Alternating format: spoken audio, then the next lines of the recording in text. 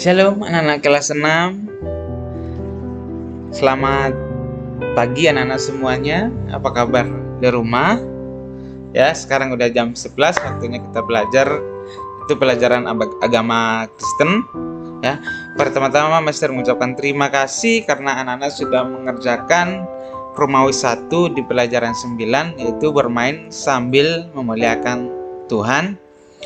Dan untuk kelas 6 ada beberapa orang yang tidak mengerjakannya ya, tapi kalau tidak mengerjakannya pasti Master tetap kasih 0 ya. Jadi nilai sebelumnya nanti Master akan bagikan dengan nilai yang tidak dikumpulkan ya. Anak-anak, di pelajaran 9 ini kita akan masuk dengan sebuah topik yang baru, yaitu bermain sambil memuliakan Tuhan. Namun sebelum anak-anak kita akan mendengar penjelasan, mari kita berdoa terlebih dahulu ya. Dan sebelum kita berdoa anak-anak, mari kita buka Alkitab kita di Efesus pasal 4 ayat yang ke-32. Sekali lagi, Efesus pasal 4 ayat yang ke-32. Inilah bunyi firman Tuhan. Tetapi hendaklah kamu ramah seorang terhadap yang lain, penuh kasih mesra dan saling mengampuni, sebagaimana Allah di dalam Kristus telah mengampuni kamu. Mari kita berdoa anak-anak. Tuhan Allah Bapa dalam kerajaan surga, hari ini Tuhan kami akan masuk di materi yang ke-9. Kiranya Tuhan menyertai kami, Tuhan memberkati kami dimanapun kami berada, Tuhan. Bukakan pikiran kami, Tuhan. Walaupun pelajaran ini agak sulit, Tuhan, tapi kami percaya, Tuhan, Roh Kudus-Mu, Tuhan, mampukan kami untuk mengerti apa maksud tujuan Tuhan pada pelajaran ini. Dalam nama Tuhan Yesus kami akan belajar. Amin. Anak-anak, bermain adalah hal yang pasti sangat menyenangkan. Namun tidak semua permainan memberi dampak positif bagi anak-anak.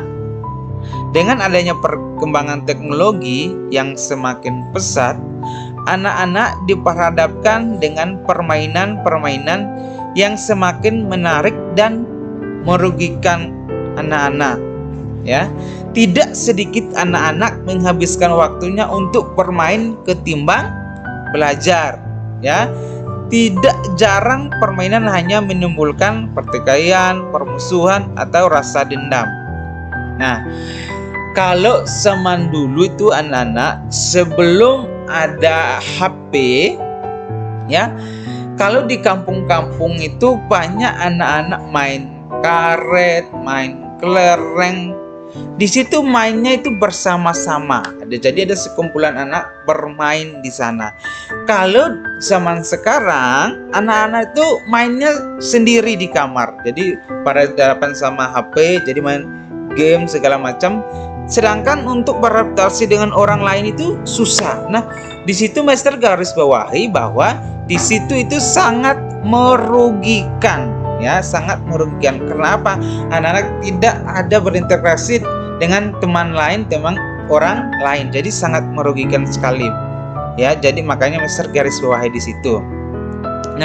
Anak-anak, dalam permainan itu kadang anak-anak itu menimbulkan perkelahian.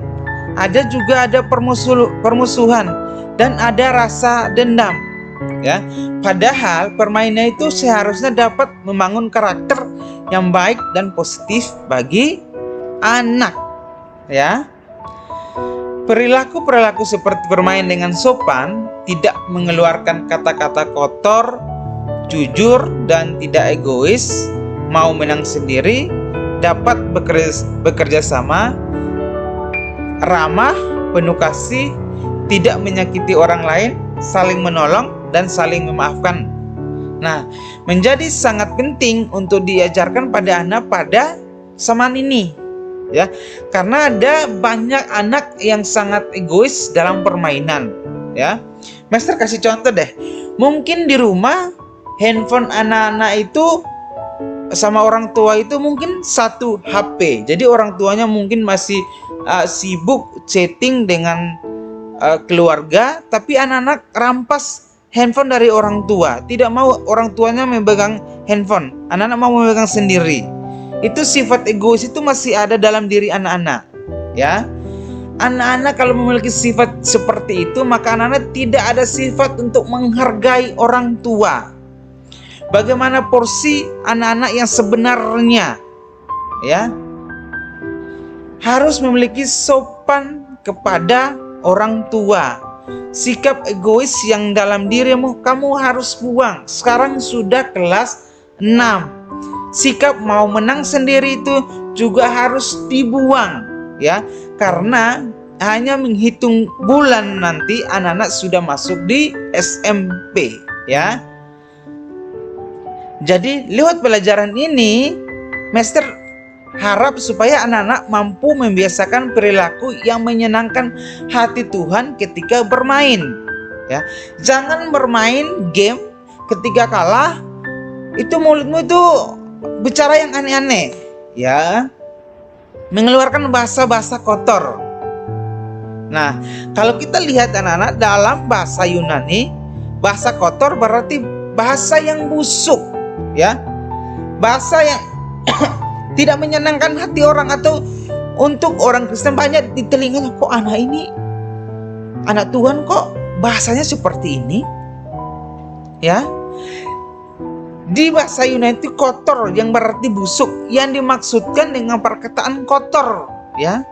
Di sini bukanlah obrolan biasa, tetapi pembicaraan yang buruk, jahat, kotor, yang bersifat memfitnah, ya, menjelek-jelekan, menghina, dan caci maki ataupun dusta, bersifat merusak. Sedangkan yang dimaksud dengan perkataan yang baik ialah perkataan yang membangun, di mana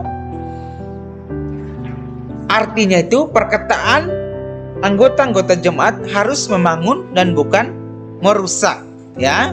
Master garis bawahi di sini anggota jemaat, ya.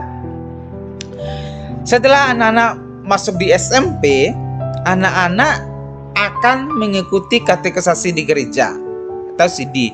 Berarti anak-anak di sana itu sudah masuk di anggota jemaat atau sudah termasuk atau sudah dihitung menjadi tiang gereja, ya, biasa disebut tiang gereja, ya. Jadi hari ini Master menggunakan bahasa yang lebih tinggi, yaitu anggota jemaat. Nah, oleh karena itu menjadi anggota jemaat, perkataan kita hendaknya itu membangun orang lain, ya. Jadi hidup orang-orang lain itu menjadi baik dengan perkataan-perkataan kita, bukan dengan perkataan-perkataan yang kotor. Dengan jalan demikian, mereka turut membangun hidup jemaat sebagai tubuh Kristus. Maksud pemakaian perkataan yang baik untuk membangun, di mana perlu dijelaskan oleh Paulus pada akhir ayat yang kita baca ini, yaitu supaya mereka mendengar beroleh kasih karunia, ya. Sekian pelajaran dari Master hari ini. Dan untuk tugas hari ini tidak ada, Master ulangi lagi, tidak ada tugas, tapi anak-anak persiapkan diri anak-anak untuk mengerjakan PTS nanti, ya. Mari kita berdoa. Tuhan Allah Bapa dalam kerajaan surga, terima kasih atas waktu yang Tuhan berikan. Kiranya apa yang kami belajar Tuhan, kami dapat mengerti dan melakukan dalam hari hidup kami. Dalam nama Tuhan Yesus kami berdoa. Amin.